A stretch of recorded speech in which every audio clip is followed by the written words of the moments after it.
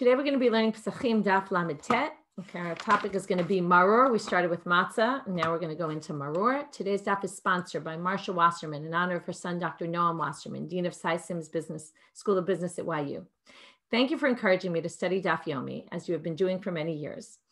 I am fortunate to have you as a son who motivates and encourages not only his students, but also his parents. We love you and are very proud of all your accomplishments. And by Aaron Piateski, in honor of the 14th Yortzeit of Beth Samuel's Aleh Shalom. Beth's life was dedicated to Torah learning, in particular to expanding Jewish learning opportunities for girls and women. Beth would have been thrilled to see the large community of women learning Daf Yomi. And today's daf is also sponsored by Debbie Gvir in memory of her mother, Yocheved Ginsburg, on her 6th Yortzeit today. Besides being a model of chesed, kibud horim, and grace, Yocheved was active in Torah learning and teaching, especially for women. Yehi zichra baruch.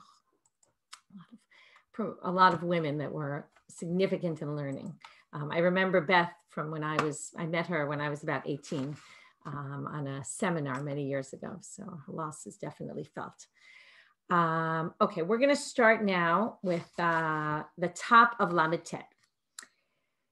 The Mishnah starts off very similar to the Mishnah on Lamed Daled, which was the last Mishnah that we learned. The Mishnah on Lamed Hey. The Mishnah on Lamed Hey said, "Elu dvarim she'adam yotzei behem yedei chovato b'Pesach." These are the things that one can fulfill one's obligation for Pesach. They assume that you mean we're talking about matzah, and they say chitin, sorin, chosmin, shipon, v'shibol shu'al, which we always call the 5 grains. Now the Gemara is going to have a very parallel Mishnah. The Mishnah says, "Elu yirakot she'adam yotzei behem yedei chovato b'Pesach." These are the vegetables by which one can fulfill one's obligation on Pesach. Now, when do you need vegetables on Pesach? For the maror, okay? We're not talking about the karpas. That's a minhag. Maror is a halacha from the Torah. So we're talking about maror. You're going to see that this Mishnah really is kind of stuck in the middle here, because the next Mishnah that we're going to see at the end of today all talks about things that can become leavened and when you should be concerned and when you don't need to be concerned. And so we were talking about matzah, we were talking about leavening, and all of a sudden we switched now to maror. Shuli Mishkin wrote in Flashback this week about this Mishnah and about the different types of vegetables. It's going to be one of those classic cases of the Mishnah describes all kinds of vegetables, and it's not clear to the Gemara what they mean, and it's not clear to the Rishonim what they mean, because everybody, even if, I would say, first of all, many of the people in the Talmud didn't necessarily, not that they all didn't, but some of them might not have been experts in botany. And even if they were experts in botany, they understood the botany of their day. They didn't understand the botany from different geographical locations and different time periods. So that also creates a problem in terms of understanding what all these vegetables are, what these words mean, etc. So that's going to be part of a challenge with today's daf. But one of the things, Shuli talked about some of the different interpretations given for some of the things. It's a good article. One of the things she mentioned, which I think is very clear from the sugya that we're going to see, is that it's possible that the Mishnah is trying to show a comparison: 5 grains for matzah, also 5 grains for maror. And they're trying to make a comparison. We're going to see this all throughout the Gemara. There's good proof for this in the Gemara, where the Gemara seems to keep comparing matzah and maror. Why would we compare matzah and maror? Because the Torah puts them together. It says that when you're eating the korban pesach, al matzot u'merorim yochluhu, you're supposed to eat it with matzah and maror. So they're trying to make these comparisons, and that's why I think they use this magic number of 5. We're going to come up with 5 things, and you're going to see there's different lists of the 5. Some have 6, some have more. You can look at the chart for today's stuff and see that there's a bit of a difference between which items were which items we're going to actually use. In other words, they're going to have different lists of 5. Some have 6 or more, but often it's 5, and it's just different things. And maybe they wanted to get to this magic number 5 to compare it to the 5 grains. In any case, let's start with our Mishnah. Elu yerakot she'adam yotzei behem yedei chovato b'Pesach, b'chazeret, b'tamcha, b'charchavina, b'ulshin, u'b'maror. Okay, so we have these 5 things. We don't exactly know what they all are. If you're familiar probably with chazeret, because most Seder plates have the word chazeret on them. Okay, the Gemara is going to later say that's lettuce. Tamcha, we don't yet know. Charchavina, we don't yet know. Ulshin is generally known as endives. Okay, in modern Hebrew also. And maror. This is a weird one. What do you mean maror? Isn't this maror? All of them maror? So either it's just a general catch-all phrase to include all different types of maror. Some people say all different types of bitter herbs. But some people say the Koran translates also says it's possible maror could mean the common sow thistle. It doesn't mean so much to me, maybe to people who are more familiar with it, it means something to you. The Koran always has great pictures of these things, but again, all this is interpretation. Nobody 100 or most of these things are not 100% clear. Even the Koran will say, you know, there's different opinions and it's not so clear what these are. In a minute, soon we'll get to the Gemara where the Gemara translates it, and then we'll try to give a little bit of a better translation of what these are, even though it's still not super clear. Yotzim behen bein lachim bein yeveshim. Now the Mishnah tells you that whether they're dry or whether they're moist, okay, even if they dried out, you can still use them. We're going to have to discuss this later. What do you mean? Dried out leaves? That doesn't really taste like anything. How can you use them? Avalo kfushin velo shlukin velo mevushalim. But not if they're shriveled up, not if they're cooked. Now, shlukim and mevushalim, shaluk is really cooked till they start kind of disintegrating, and mevushalim is just regular cooked. So neither of those. Umitztarfin lekazayit. If you have all different types, then, oh, sorry, I confused, my mistake. Kvushin is pickled, my mistake. Kvushim is going to come up later. I confused kvushin and kmushin. So thank you for the correction. Kvushim is pickled, okay, preserved in right, with vinegar. So my mistake. So what's the issue with preserving it? That when you you already take out the flavor, it now has a different flavor. So it doesn't have that same bitter flavor it had before. Umitztarfin lekazayit. Later we're going to get to the shriveled up. That doesn't come up in our Mishnah. It appears somewhere else. What does it mean mitztarfin lekazayit? You have to eat a kazayit of maror. This is our classic olive bulk of food that one needs to eat when you want to fulfill an obligation of eating maror. What if you use a bit from different types? Okay, does that work? So it says, yeah, you can use a little bit of ulshin, a little bit of tamcha, a little bit of chazeret, and that's fine as long as all together you have a kazayit that works. The yotzim bekelach shavahen, you can also use the stalks. Now we get to our classic list that we saw with the matzah. Again, similarity between this Mishnah and the previous one. Right?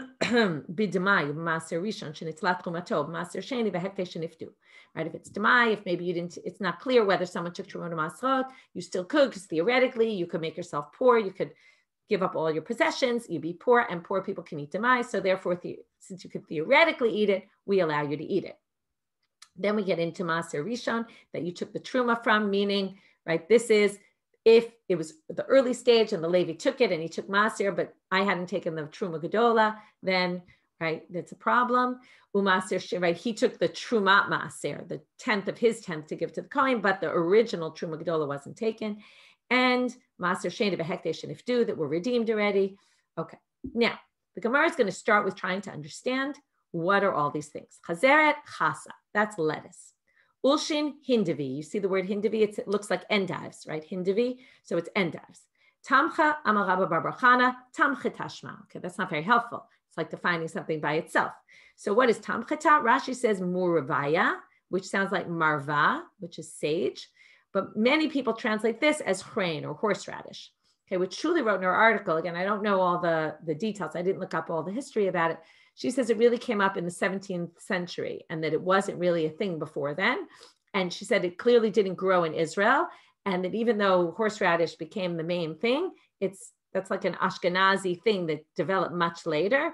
And that from the times of the Gemara, it wasn't necessarily one of the listed items, which is just interesting. Again, I would say this requires further research.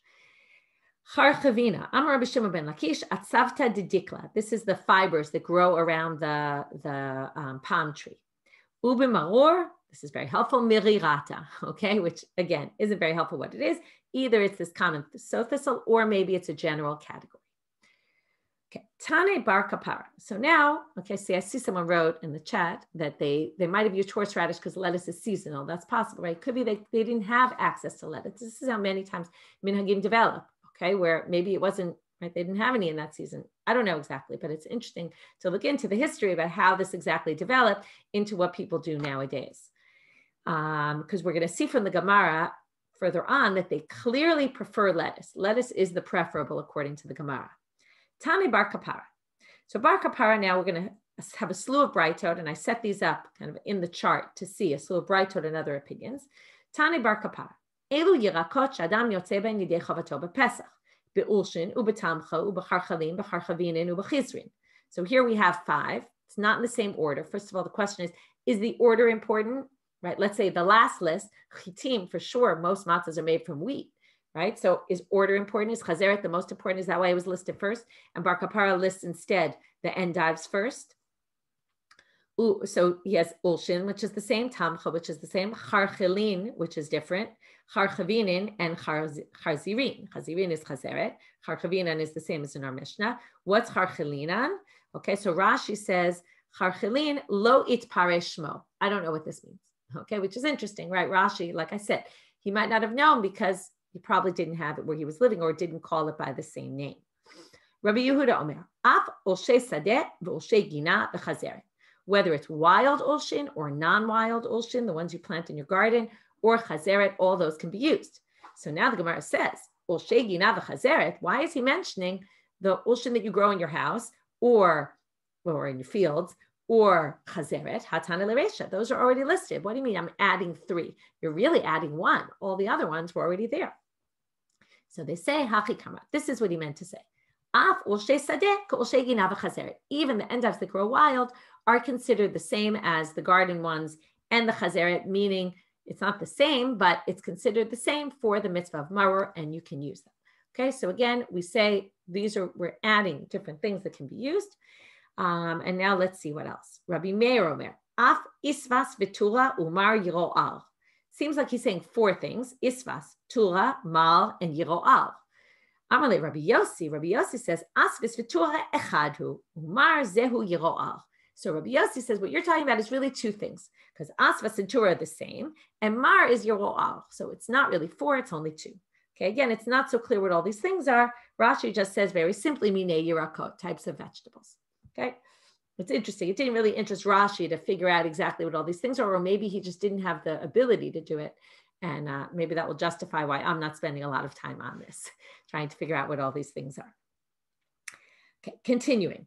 Another opinion, Tani Debei Rabbi Shmuel. It's very interesting that we have so many different opinions here about what all the vegetables were. And it makes sense because, again, different people living in different locations were trying to figure out what are the items that were in there that were available to them. So Tana, it's actually should be Tani Debei Shmuel, not Rebbe Shmuel. It's in parentheses, the Rebbe. Tana Debei Shmuel. In the house of Shmuel, they had a braita that read like this. Elu yirakot shadam yotzei ben yedei chavato b'Pesach. Now here he's going to list 6. B'chazeret, b'ulshin, b'tamcha, b'charchavinan. So far, those are the 4 that we've seen. But instead of marur, he has charginin, ubehirdufnin. Okay, charginin, we also, no, we didn't have charginin before. Okay, charginin, also not so clear what these are. Hirdufnin is from the harduf. Okay, this is the oleander bush. Rabbi Yehuda Omer, which we're going to see later, or at least it seems to be, because later they're going to say harduf can't be used. Okay, but he seemed to think it could. Unless he's referring to something different. Maybe hardufnim isn't exactly the harduf. Maybe it just sounds like it and it's something different. Rabbi Yehuda Omer, af chazeret yulin v'chazeret galin kayotze behen. Even the chazeret yulin and chazeret galin. So Rashi says, what's he trying to tell us? It's chazeret.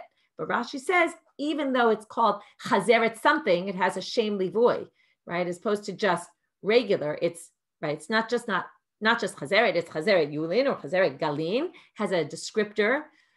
Still, it's in the category of chazeret and it can be used. Rabbi Elaim Omer Mishum Rabbi Eliezer, af arkabalin. Okay, even arkabalin, Rashi reminds us, I don't know if you remember this, I didn't remember this, but he says at the end of the second parak of Eruvin, okay, if you look at Karbalin, it's about 10 lines or 12 lines down in Rashi, Mefaresh b'sof parak sheni de Eruvin, atzavta de charziata. Okay, it says already in the second parak of Eruvin what this is, which is a siv gadol va'av umin la'atzmohu. It's a big, thick fibery kind of something, and it's its own type, okay? And this would also be an option according to Rabbi Eliezer. But Rabbi Eli says this in the name of Rabbi Eliezer. However, he says, Chizarti al kol tamidav ubikashti lichaver v'lo matzati. But I asked around and no one else knew what I was talking about. None of the other students of Rabbi Eliezer had ever heard him say this. Ukeshabati lifnei Rabbi Eliezer ben Yaakov hodali dvarai. But finally then I found Rabbi Eliezer ben Yaakov and he said, oh yeah, I remember Rabbi Eliezer telling us this. Rabbi Yehuda Omer. Okay, now that was all different lists of which vegetables could be used. Now we're going to move to the side a little bit and talk about not names of vegetables, but a description of what would make something maror. What can you look for? Okay, this is much more helpful to us because we don't necessarily know what all these things are. And we don't necessarily have access to all these things, and not just to us, but to anybody. So they start to give categorizations. How would you know if something is? It sounds a lot to me like when you say you want to look for a kosher fish. So you look, does it have fins and scales? All right. So this is kind of what we're saying. Rabbi Yehuda Omer, kol sheyesh lo sraf, if it has sap, then it can be. Now it's not clear whether they're adding to the list or whether they're saying these 5 or 6 or 7 or however many you have, what's unique about them? They all have sap. Maybe they're describing. It's unclear how to view this, and we'll talk halacha l'maaseh in a minute about this. Rabbi Yochanan ben Broka Omer, kol shepanav machsifim, if it's light green, okay, if it turns like if the leaves are a light green, then it would be included. Acherim omrim, acherim is often attributed to Rabbi Meir, kol yarak mal yesh lo sraf upanav machsifim. He says any bitter vegetable, okay, he seems to be more giving it a rule. If the other ones, maybe we're just saying you can also add this, or we're not clear what they mean exactly, but he says anything that has sraf and any bitter herb will have this. He's basically saying this is the definition for what a bitter herb is, kind of like the kosher fish. And right, it has sap and its leaves turn light green. Amar Rabbi Yochanan, midivrei kulan nilmad yerek mar yesh lo sraf upanav machsifim. So Rabbi Yochanan says we can learn from really everybody. Now, it's not clear what his everybody is. Is everybody the last 3 things we just saw? Okay, these people who describe, or is he going back to the original list and saying all the lists that we saw, which Rashi says is what he's doing? Okay, if you look at Rashi, he says it's kol midivrei kulan. Okay, it's about a little before the halfway point in Rashi. Kol ha-mifarshim shemot ha-yirakot, kigon, our Mishnah, Tana Deber Kapara, Rabbi Yehuda, Rabbi Meir, Tana Deber Shmuel, all of them we learn that yesh lo sraf upanav machsifim, okay, that we can see all of these are like that. So he basically says, everyone, okay, take everyone we've seen, it all falls into that category. This defines them. Amar Rav Huna halacha ka'achirim. Rav Huna paskins like the achirim. And what's interesting is the Mefarshim say, what is achirim adding, or how does that change anything if we take achirim? So they say they go in 2 different directions. Okay, you can take 2 things halacha l'maaseh from here. Number 1, we have this list of 5 or 6 or 7 or 8 or however many we have.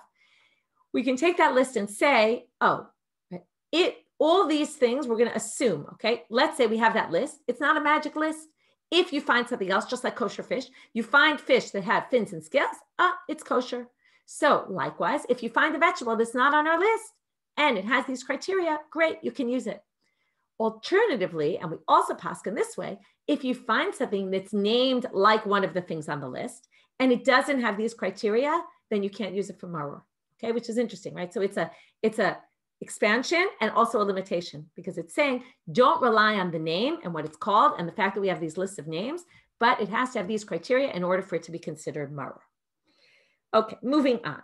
Ravina Eshkachi, now we're going to talk about precedence, which is more important from the list. So Ravina Eshkachi Rav Acha Berei de Rava, right? If I asked you, right, there's many who use horseradish and things that are very, very sharp. Okay, and there's other people who use lettuce and endives, which honestly are not so bitter, right? And they're not so painful. Like I grew up thinking that, you had to eat something that burns your mouth and it's this horrible taste. But when I got older and learned the sugya, I realized it's not necessarily like that. And we're going to see that the sugya here seems to not prefer that option, okay, against what you might have thought. So Ravina Eshkachel Rav Acha Berei de Rava, he finds Rav Acha Dahava Mahadar Amarirta. He was looking for the real bitter stuff. Amrle, my datech, the meririn tvei. What are you thinking? Because they're more bitter, they're better. But doesn't it say chazeret in our Mishnah? Now, what does it mean in our Mishnah? So it's not exactly clear what we mean by our Mishnah. Do we mean, or I should say the Mishnah. The Mishnah says chazeret. Now, either it's back to precedence and that it's the first one on our list in the Mishnah, and that's why it's clearly more important. Alternatively, it could have been referring to, okay, yes, and by the way, it's true, Marirta was mentioned before. This is definitely on the list. But what he's saying is chazeret is the more important one, okay? And either he's proving it because it's number 1 on the list and Marirta was the last one on the list. And he's saying, come on, you have lettuce, go for lettuce. No, or alternatively, he's talking about a different Mishnah entirely, not our Mishnah. But if you look in Arvei Pesachim, there's a Mishnah that says what you do at the Seder night. And it says, Hebiu lefanav mitabel b'chazeret. Okay, and it talks about chazeret there. And because of the chazeret, they say, Chazeret, must be more important because if you know, right, that's the one on your Seder plate. Also, it says maror and it says chazeret, right? They're both on the plate. Anyway, they say ha-chazeret tanan, okay? So, Tana Debei Shmuel, not only that, but in the Bright of Shmuel also said chazeret. For Amar Rabbi Yoshaya, mitzvah b'chazeret. And Rabbi Yoshaya said the mitzvah is chazeret. That's the better one. V'Amar Rava, my chazeret. Rava said, what is it? Chasa. Why do they like chasa? Here's going to be a fun pun, play on words. My chasa, or chasa means lettuce, but chasa comes from the root chas. Chas is to have pity. The chas rachmana ilavan, because God had pity on us, which is interesting because we always think of the maror, the bitterness and the suffering. But it's trying to say, yes, we suffered, but God saved us, okay? And God had pity. So you want to have the chasa, which reflects that. And another reason why chasa is better, Amar Rabbi Shmuel bar Nachmani, Amar Rabbi Yonatan, Lama nimshalu mitzrim kemaror. Okay, why are the mitzrim like maror? They're likened to maror. Lomar lecha ma maror zeh shetchilato rach v'sofo kasher. When you eat lettuce, it's not exactly the most bitter thing. You start eating it, it's not so bitter, and then there's a bit of a bitter aftertaste. That's what the Mitzrayim were like. Okay, we got to Egypt. Okay, so first of all, Rashi says what it means is the first they hired us to work for them and they paid us, and then they stopped paying us. But you could also look at it as the whole story. First, Yosef came down, he got treated nicely, everything was great. They kind of lured us in, and then, right, we got stuck there and we got mistreated.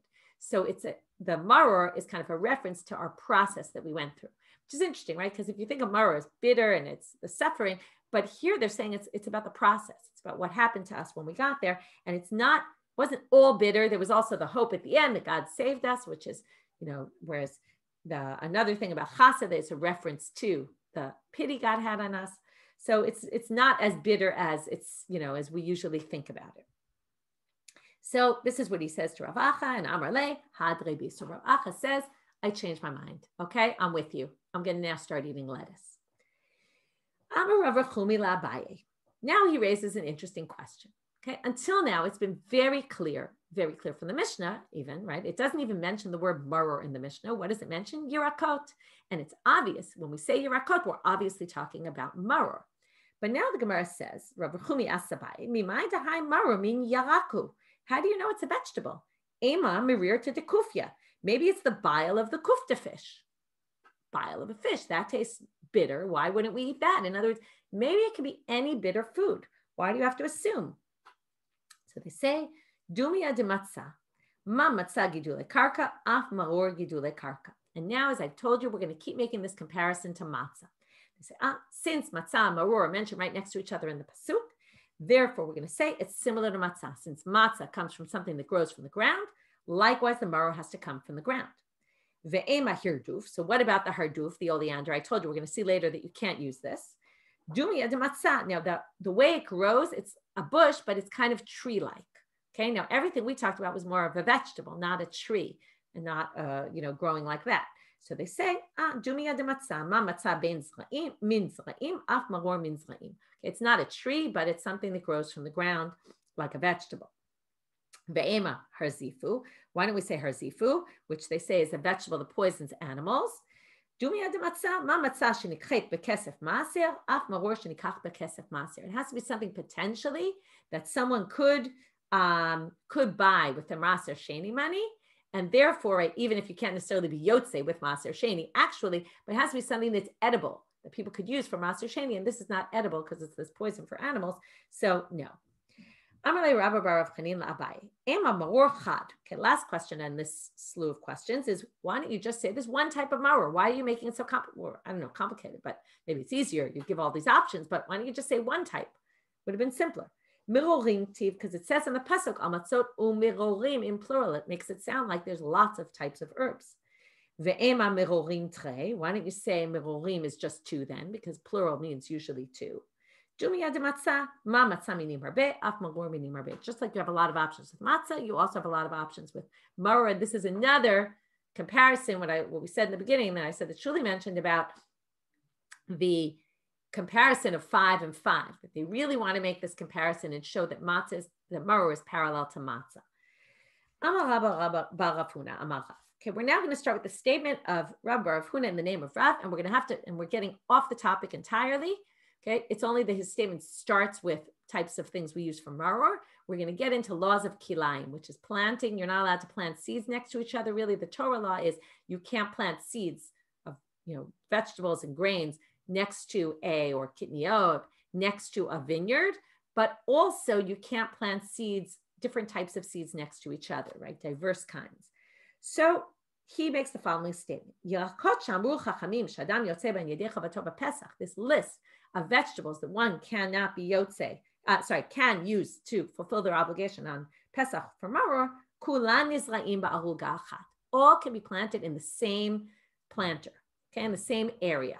So now we're going to have to see exactly what he's trying to tell us. Okay, so first thing they say, what you're saying, these aren't different types, that you can plant them all next to each other? That doesn't make any sense. Mativ Rava says, look at the following source. Chazeret, v'chazeret galim. I just want to check. This is, it's a Mishnah in Kilayim. It's the second Mishnah in Kilayim.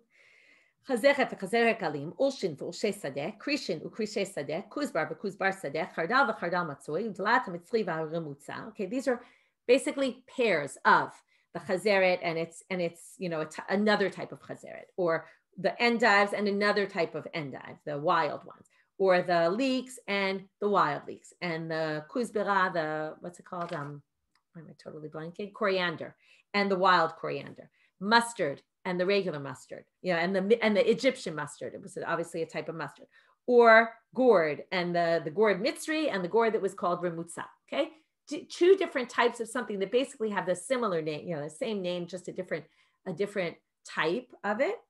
Einan kilayim zebezeh. These do not create problems of kilayim.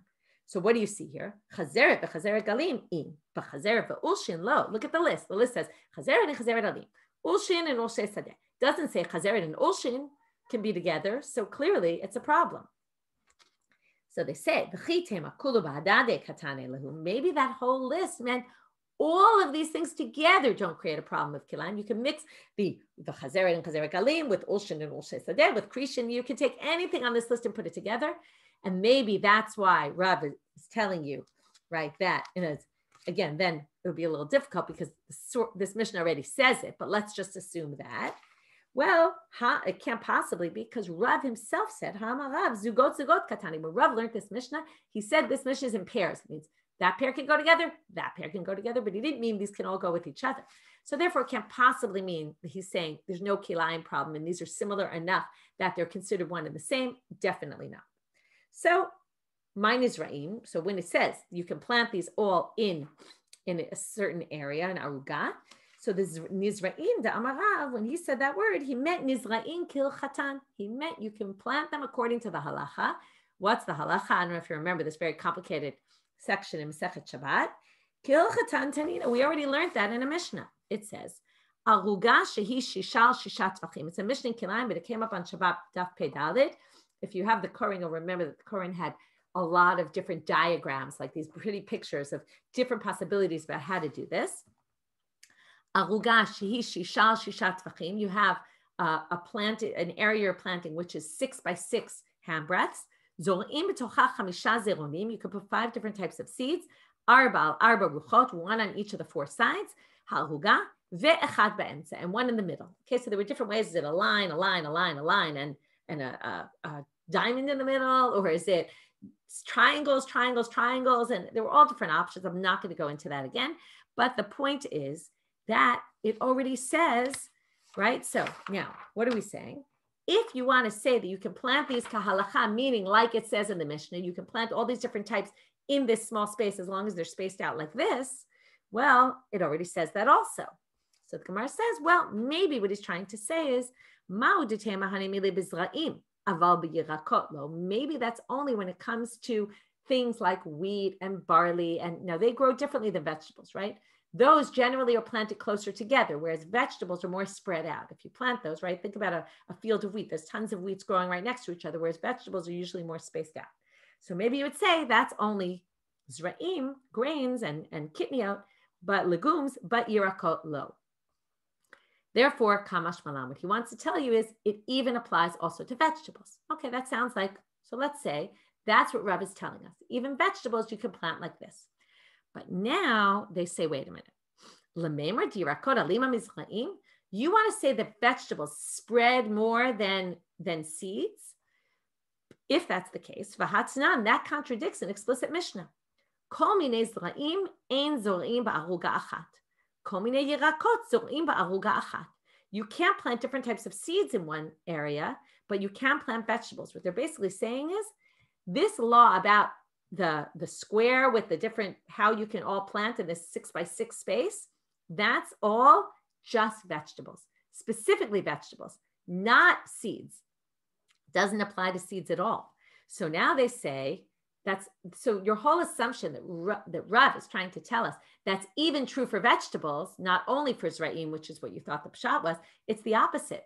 This says, no, it's only vegetables, and it's not true for Zra'im, in which case Rav he's not saying anything that the Mishnah didn't say, and it doesn't make any sense that Rav would say something he explicitly says in the Mishnah. So, Ma'u detema hane maror min Zra'im ninhu kamash manan. So they say maybe you would have thought maror is like the legumes, okay? And therefore, it's to teach you, it's not. It's like vegetables. So now the Gemara says, Zra'im sal kadatach, how could you possibly think that maror is treated like legumes? And forget about the reality of it, but they start proving it as usual from the wording. Hatnan, look at our Mishnah. It says yirakot. They call them yirakot. They're clearly in the category of yirakot. And if you think our Mishnah is not enough, Tani Bar Kapara yirakot. He also, remember we saw the source of Bar Kapara who had his own list. He also calls them yirakot. Vitani de Beshmuel yirakot. All of them say they're yirakot. So again, we're stuck with Rav. What was he trying to tell us? If these are yirakot, and he's trying to tell us, you can plant these all in one arugav 6x6, as long as you plant them in 5 different sections in this kind of way, again, whichever way you interpret that. And it's to teach you, this applies also to maror, but they're yirakot, and we already know that Mishnah was talking about yirakot, so there's nothing new to be said. So they say there's one thing that's new to be said, and that in the end is going to be what Rav was trying to tell us. Okay, so we're limiting Rav to a very minor case. Chazeret itzri chale. What he was trying to say was focusing specifically on the chazeret. All the others are obvious. Chazeret, you might have thought was an exception to the rule for the following reason, which we'll say in a minute. And Rav is trying to teach you it's not an exception and it could be planted in this way like the other vegetables. So what's with chazeret? Sal kadat hachamina ho'il v'sofa lahakshot native le Rav chatfei. You might have thought since ultimately the stalk gets very hard, therefore, once the stalk gets hard, which we're going to see in a minute, we're going to learn an example from cabbage, its roots spread more. So you might have thought that would be more of a problem of putting diverse kinds next to each other. And therefore, he comes to tell you it's not a problem. So why would you have thought that? When you have a stalk of cabbage that hardens, marchivim lo beit rova. Once the stalk hardens, you have to basically, if you have any vegetables nearby, you have to move them farther away. So you see here with cabbage that as it hardens the stalk, right? And cabbage, you all know, cabbage and lettuce look similar in terms of they have this thick stalk in the middle. Once that happens, you have to move everything farther away. So you might have thought also you wouldn't be able to plant your chazeret, your lettuce, like this. And therefore, alma kevan de safol akshot, since the lettuce also safol akshot, since the cabbage, safol akshot yavina le Rav chatzvei, you have to give it more space. You would have thought hachanami native le Rav chatzvei. Likewise here, you'd have to give it more space. Kamash malan. That's what Rav is teaching us. You don't. Now, it's unclear exactly what it means you don't. Is it different than cabbage? Is it not the same? Is it the same? If you say it's the same, some people interpret it is the same. The point is you can plant it. You just have to, once it grows and hardens, then you'll have to separate it. But at the initial stage, you can put them all together. Or some people try to say, no, there's a difference between the cabbage and the lettuce. Okay, and there's reason to distinguish, not clear 100% why, but that's what it seems to say. Okay, so 2 different options of how to understand the conclusion. But the main point is, Rav said, again, let's just go back and read Rav's statement. We now learn that means they all can be planted in the same space of 6x6 in 5 different clumps or areas. But most of what he said already was known from the Mishnah. The extra thing he's saying is even chazeret can be planted like this. Okay, moving on. Yotzim bahen, bein lachim, bein yeveshim, whether they're moist or whether they're dry. This reminds me a little bit of the sugya about an etrog that dries up, right? What do you do with etrog yavesh or lulav yavesh? Can you do a mitzvah with something that's dried out? So likewise here, can you do the mitzvah? So it says you can. But Amar Rav Chisda Loshanu ela b'kelech, we're only talking about the stalk, not the leaves. Once the leaves dry out, they're really not worth anything. They don't taste, they're not, right? Who would eat dry leaves? If it's the stalk, so the stalk still has flavor, even if it dries out, because it's much thicker, so it won't be fully dry. Aval ba'alin, lachin in yeveshin lo, but when it comes to the leaves, definitely not. But now, look at the structure of the Mishnah. The Mishnah reads like this. I'm going to read from the Mishnah. These are things people fulfill their obligation. They list the 5. And then it says, you can be yotze whether they're moist or whether they're dry. Then it gives you all sorts of other rules. If they're pickled, if they're cooked, you can have different types. And then it says, v'yotzim b'kelach shelhen, and you can also use the stalk. So comes the Gemara, and the Gemara says, Rav Chisda, how could you say it's only the stalk? The stalk wasn't mentioned until much later in the Mishnah.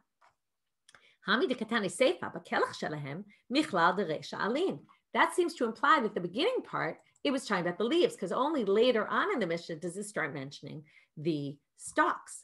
So they say, now this is a difficult explanation, because according to this explanation, it would have made more sense if the line about the stalks came immediately after. But that's why I read you the Mishnah, because I wanted you to see that there was all this stuff in between. But yet they still say this, the perusha kamefarish. When it says that you can use the stalks, it's coming to explain this line. It's coming to say, ki katani, when we said, bein lachin, bein yeveshin, whether they're moist or whether they're dried out, you can still use them. That was a kelach. That was talking about the stalk. So now the Gemara says, that still doesn't jive, because we have another source, Tanaitic source, that says explicitly, Meitive, Yotzim behen ubakelach shelahen bein lachin ubein yeveshim, Tivrei Rabbi Meir. Rabbi Meir says explicitly, you can fulfill your obligation, moist or dry, with whether, right, bahen ubakelach shelahen, their leaves or their stalk. Okay, we'll read the rest of the Braita, but that's already the important line. The Chachamim omrim lachin yotzim behen, yeveshim ein yotzim behem. Clearly, our Mishnah doesn't match this opinion, because this opinion says you can't fulfill your obligation with something dried out. So that's why Rabbi Meir must be the Tan of our Mishnah, and you see he says both. This Shavim, they all agree, sheyotzim behem kemushin. Okay, here's the shriveled up that I confused before. They both agree that if they're shriveled, not dry, but shriveled, then you can use them. That's our pickled or baked pickled, boiled or really boiled. Right?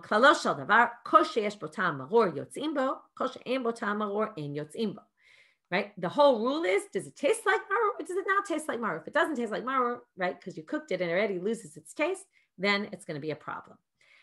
But the main point was the first line. So what do they say? Tirgumal kelach. No, they say even when Rabbi Meir says that, yotzim behen uba kelach shelahem bein lachin bein yeveshim. We're still saying, right? You can be. Let's read it like this: you can fulfill your obligation with those, all the ones we mentioned, and with their stalks, whether their stalks are dry or moist. So there you have it. Tanu Rabbanan, another source, ein yotzim behem kmushim. Yishmar Elazar Rabbi Tzadok amru yotzim behem kmushim. So there's a debate about these shriveled, whether if they're shriveled you can or you can't. Next, by Rami Bar Chama. Now we get to a question that will sound very familiar. Just like the matzah, can you use matzah sheni produce to be yotzei your mitzvah matzah? Can you also use here matzah sheni produce for maror? So the Gemara is now going to say, okay, the first thing you have to know before we continue is the mitzvah of maaser, specifically in the Torah, is dagan, tirosh, v'yitzhar. Dagan is wheat and all the 5 grains, it's grains. The yitzhar is the olive oil, and the tirosh, right? Like we all know tirosh, grape juice, right? It's the wine, it's the grapes. So you're only obligated in Maser Sheni from the Torah in those 3. That's obviously not going to include maror and vegetables. So the obligation to take Maser Sheni is only midrabanan in vegetables from rabbinic. So now they say like this. Aliba de Rabbi Akiva, if you remember, when it comes to Maser Sheni, he says you can use it for matzah. So, hashta b'matzah deoraita nafik. There, the Maser Sheni is a Torah obligation. B'maror de Rabbana mibaya. Of course, since the Maser Sheni is only rabbinic, which means it's weaker, of course you can use it to fulfill your mitzvah of maror. If you can use it for matzah, you can obviously use it for maror. The question is according to him. Remember, he says you can't use Maser Sheni. Now, maybe he only says when the Maser Sheni has status of Maser Sheni from a Torah level, but maybe not if it's only rabbinic, like for the vegetables. So that's going to be the question. My the matzah de'oraitu delo nafik, aval mora derabana nafik. Matzah where the obligation to take Maser Sheni is only rabbinic. I'm sorry, matzah where it's Torah, you would therefore not be able to use it, but maybe mora, which is only rabbinic, you would. O Dilma, or maybe you would say, and this is very famous, kol de takinu rabbanan ke'en de'oraita tikun. When the rabbis institute that you have to take Maser Sheni from rabbinic law, they set it up with all the criteria of the Doraita. So whatever's true for the Doraita is true for the Dorabanan. If you can't use it, the Doraita for matzah, then you can't use the Dorabanan for maror. So that's the question. Amarava mistabra matzah maror. Again, we go back to the same comparison. Rava says it seems that we compare matzah to maror, and therefore we're going to treat it the same as matzah.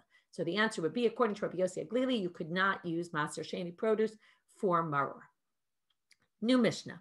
And this proves what I tried to say before, which is the maror was really just brought in here as an aside, as a comparison to matzah, and now we're going back to chametz stuff.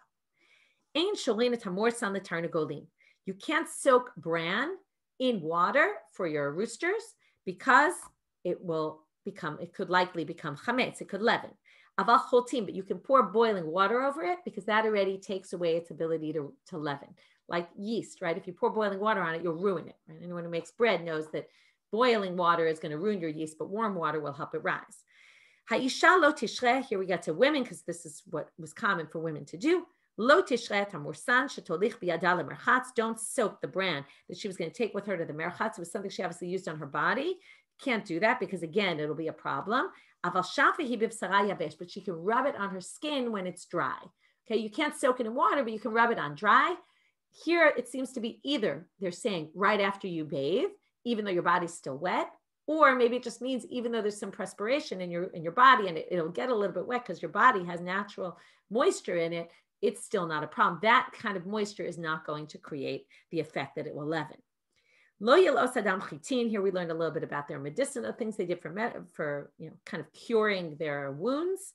Lo yelos adam chitin v'yaniach hamakato mipnei she'em machmitzot. You can't chew on the grains of the chita, right? Gets mixed with your saliva, and then you put it on your wound because that, again, the saliva will cause it to leaven. Tano Rabbanan. So now the Gemara starts quoting a Braita. Elu dvarim she'en ba'im lidei chimutz. These are things that will not become leavened. Ha'afoy v'ha'mevushal v'chalut shechalto berotchim. If it's cooked, if it's baked, if it's cooked, or I'll give you an example of baked, like matzah meal. Matzah meal, the matzah was already baked, and now we can cook it up in things. We don't worry that it's going to become leaven because it's already been done. Okay, if it's cooked or if you pour boiling water on it. So the Gemara says, "Mevushal ad mevashale machma." Wait, how do people cook? Remember we talked about this the other day. First you put the food in, then you put the water in, and then you start boiling it. Well, at that point, let's go back to our challah or bread example. What happens? First you put in warm water. The warm water, as it starts to warm, it's actually going to rise. So that's the problem. It's a problem. How can you say cooking is okay? So what are the answer? Amar Papa, ha'afoy shebishlo kamar. We're talking about something baked that you now cook, like I said with the matzah meal. Doesn't mean if it was cooked. If it was cooked, specifically a problem. Tanya, Rabbi Yossi Rabbi Yehuda Omer, kemach shenafal letocho delef. If it has something dripping on it, afilu kol hayom kulo, even if all day long it was dripping water on it, let's say your gutter from your roof starts dripping on this dough and it's at the bottom, even all day, eino bali de chimutz. It's not going to leaven. Amar Papa, v'huda avid tifla de tif. It's only if it's constantly dripping. If you see drip, drip, drip, because every time it drips, it kind of prevents it from leavening. That whole kind of, it's annoying the dough. And because it's annoying the dough isn't going to have the ability to rise. Last thing for today, Amri Debei Rabbi Shila, Vatika Share, Vahatanya Vatika Asul. Okay, this Vatika, is it forbidden? Is it permitted? Lokashya Hada Avde B'mishcha Umilcha Hada Avde B'maya Umilcha. It depends whether you made it with oil, because oil is like we saw Mei Peirot, the liquid from fruit juice doesn't allow things to leaven, versus if it doesn't have oil in it, then it will leaven. I just want to remember what this vatika is. It's a pastry prepared from a mixture of different liquids. That's what they say in the Koran. Okay, if you take a pastry made from different liquids, so if it's a difference, if it's made from water and flour only, or if it's made from other things. So other things already, it's not really going to rise. But if it's just water and flour, then you have to worry it's going to rise. And we'll start tomorrow with some things that you shouldn't do because they might cause the issue of rising. I see you're asking the issue of gebrach. So gebrach is a chumrah, because here you see it's clearly once it's cooked, it doesn't matter to get it wet. Okay, and that's why it's clearly a chumrah, which is why many people don't necessarily hold by it, right? It is a chumrah. It's not, even people who hold by it know it's not the law, because the law is if you get something wet, it's already not going to be an issue. Okay, and with that for today, have a great day.